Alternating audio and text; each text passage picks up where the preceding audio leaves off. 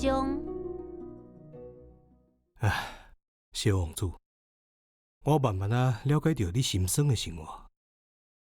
真久以来，你唯一的消遣就是欣赏日头落山。第4天早起，我才来知影这个新的美角。迄时阵，你甲我讲，我真爱看日头落山，咱即马来去看日头车驶。毋过爱小等一下，等啥？等日头落山。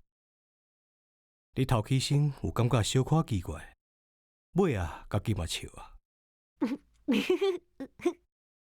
你甲我讲，我就是家己也伫咧厝诶。无毋对，大家拢知影，美国中昼的时阵，日头伫法国就要来落山。若是有法度1分钟以内，就紧撞去法国，就会当看到日头车驶。真可惜，法国收过头远。